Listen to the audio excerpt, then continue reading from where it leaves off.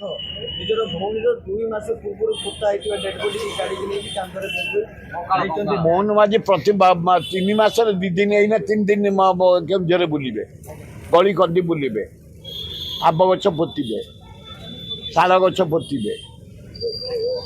କ'ଣ କରୁଛନ୍ତି ମୋହନ ମାଝୀ? ଏତେ ପୋତିଛ କ'ଣ ହେ? ତମ ଲୋକଙ୍କୁ ତ ମାରିକି ପୋତିକି ସେ ମାଂସ ହାଡ଼ ଧରିକି ଆଣିକି ଥାନାରେ ବଇଛି ବ୍ୟାଙ୍କରେ। ଲଜ୍ଜା, ବହୁତ ଲଜ୍ଜା। ଜାନ ମାଝୀ ଭଳି ଯୋଉଠି ଇଣ୍ଟରନ୍ୟାସନାଲରେ ଭିଡ଼ିଓ ଭାଇରାଲ ଥିଲା, ଏ ଭିଡ଼ିଓ ମଧ୍ୟ ଇଣ୍ଟରନ୍ୟାସନାଲ ହବ।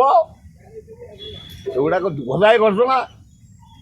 ଗୋଟା ଲୋକର ଭଉଣୀ ତାକୁ ଜିଅନ୍ତାରେ ମାରି ତାକୁ ପୋତି ସେ ଯାହା ହଉ ସେ ହାଡ଼କୁ ଆଣି ବ୍ୟାଙ୍କ ଆଗରେ ଥୋଇଛି, ଧନ୍ୟବାଦ ତାକୁ, ତାକୁ ପ୍ରଶଂସା କରିବା କଥା।